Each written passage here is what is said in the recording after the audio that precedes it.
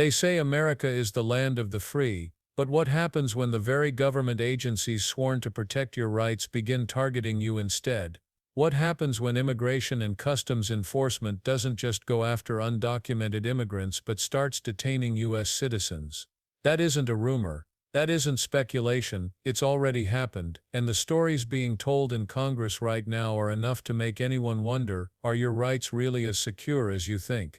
From the beginning, politicians have framed immigration as a battle between illegal and legal, a neat, simple way to divide the issue and pit Americans against one another. Thank you to the witnesses for coming here today. I apologize for the treatment that the four of you have been subjected to.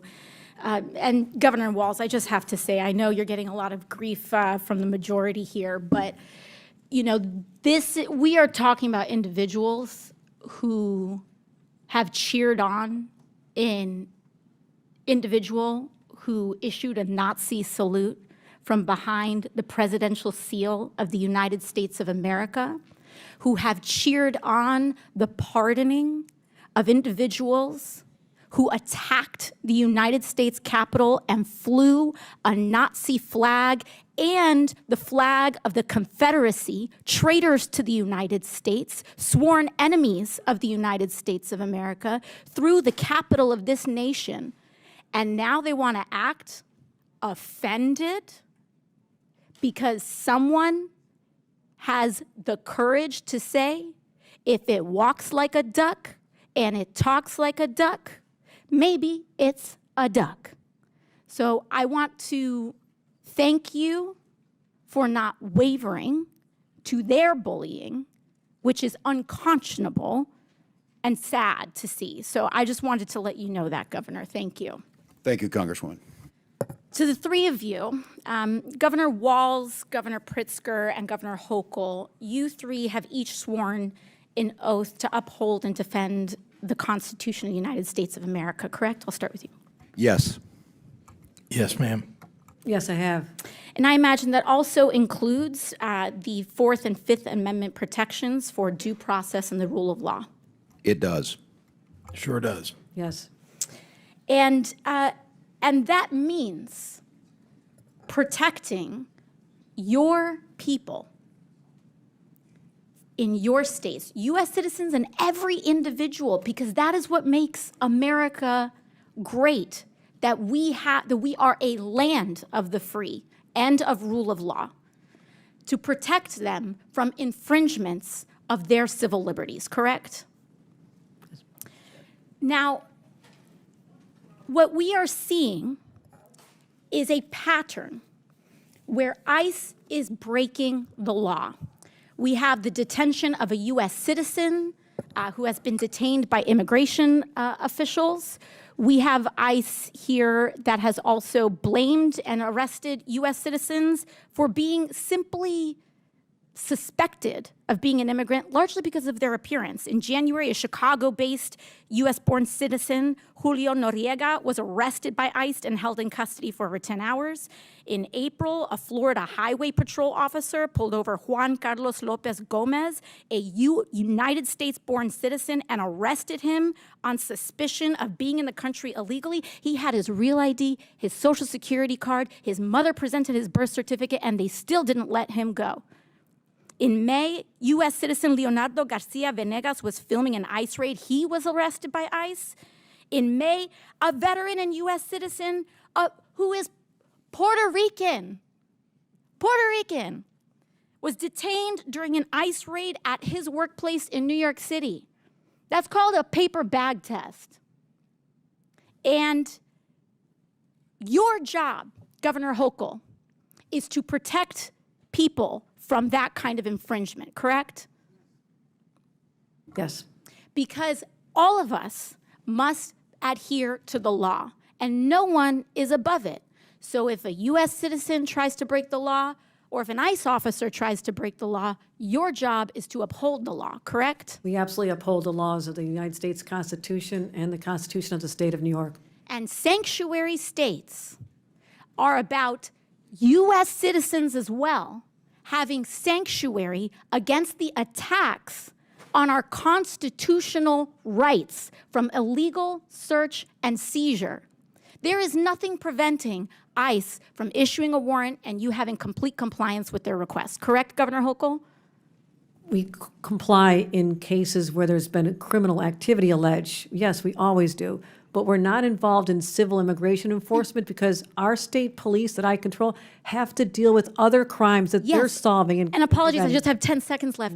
But when they say illegal versus legal immigration, they are trying to end legal status in the United States as well. Correct, Governor Pritzker, with the end of TPS and making people undocumented by removing legal status, ending legal status, and then having the audacity to call them illegal when they were here documented, correct? Taking students' visas away from people, taking their legal right to be in the United States away from them when they've been granted maybe years earlier to stay. So I don't want to hear about how this is about illegal versus legal immigration. They are attacking legal status and removing legal status. The Republican majority is anti-legal immigration in the United States. And I want to make that very But as Governor J.B. Pritzker revealed in a recent hearing, that narrative is nothing more than smoke and mirrors. Because when temporary protected status is stripped away, when student visas are canceled, when green cards are revoked, what was once legal suddenly becomes illegal. Not because the people changed, but because their status was taken from them.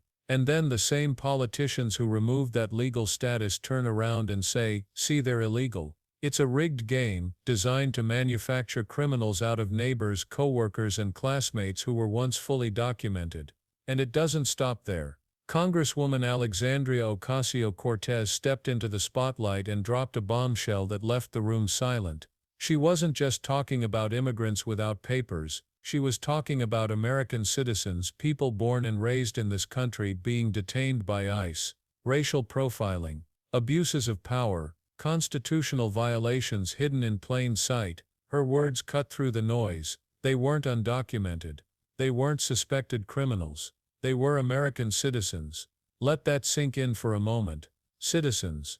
People who should have been protected by the very laws ICE swore to uphold. The examples AOC cited are impossible to ignore. In January, Julio Noriega, a U.S.-born citizen from Chicago, was arrested and held by ICE for hours.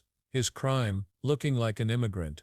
In April in Florida, Juan Carlos Lopez Gomez was pulled over by state police, handed over to ICE, and arrested, even though he carried his real ID, social security card, and birth certificate. His mother showed proof of his birthright citizenship. None of it mattered. He was still treated as though he didn't belong. And in May, Leonardo Garcia Venegas made the mistake of filming an ICE raid. For exercising his right to record, he was arrested.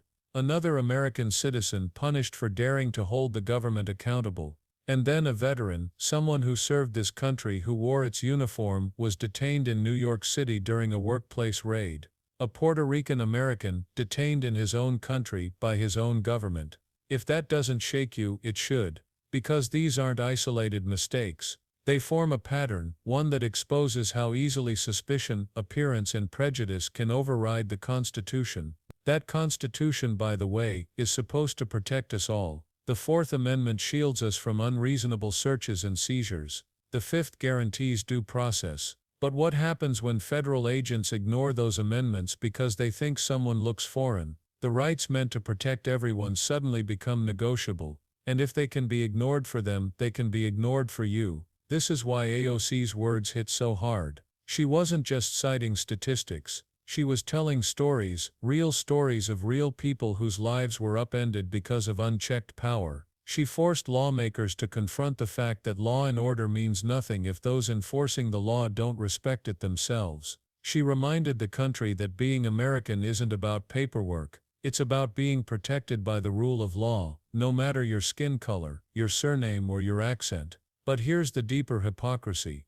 The same political figures who scream about law and order have openly cheered lawless acts when it suited their agenda. They applauded pardons for people who stormed the Capitol. They looked the other way when crowds gave Nazi salutes behind the presidential seal. They waved off Confederate flags paraded through the halls of Congress. And now, they have the audacity to act offended when confronted with their own disregard for American values. The double standard couldn't be clearer, law and order for some, chaos and excuses for others. And yet not everyone in that hearing was willing to sit quietly. Governors like Kathy Hochul of New York, Tim Walz of Minnesota, and J.B. Pritzker of Illinois stood firm. Each of them reminded Congress and the country that they swore an oath to uphold the Constitution. That oath wasn't partisan, it wasn't optional. It was a promise to protect their citizens, whether from criminals in the street or from unconstitutional overreach by federal agents. Sanctuary policies, they explained, aren't about shielding lawbreakers.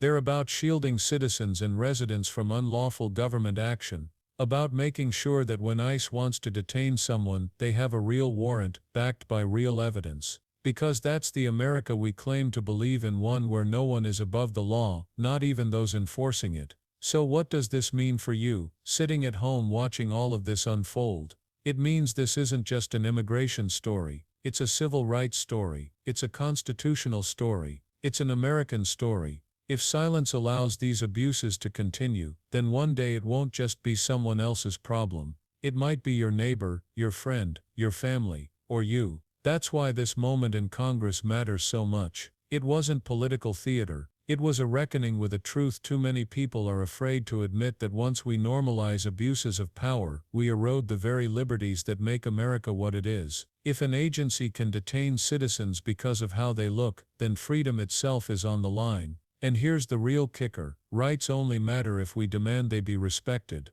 When people are detained for exercising free speech, when they're arrested for simply existing in their own skin, it's a test for all of us. Will we defend their rights or stay silent until ours are next? This is why voices like AOC's and governors who are willing to push back are so crucial. They remind us that the Constitution is more than words on paper, it's a safeguard. But only if we use it, only if we refuse to let fear, prejudice and political games strip it away piece by piece. So remember this: when politicians say it's about illegal versus legal immigration, watch closely. Because what they're really doing is erasing legal protections, creating illegality where none existed, and then blaming the victims. It's a trick, and it's one that threatens the foundation of equal protection for all. And the next time someone tells you this is just about immigration, ask them this: if ICE can detain citizens for looking foreign, what's stopping them from detaining you when you look suspicious? Where does it end? The truth is, it doesn't end, unless we make it end, unless we demand accountability, unless we refuse to let our rights be treated as privileges handed out selectively, because this isn't their problem, it's everyone's problem. And if we let it slide today, tomorrow it may be too late. So don't stay silent, share the truth, spread the word, stand up for the idea that America is only free when the law protects all of us equally. Because when the Constitution is ignored for some, it's weakened for everyone. Like this video if you believe in equal protection under the law. Subscribe if you want more fact-based breakdowns. And share this with someone who still thinks this isn't their problem, because one day it just might be.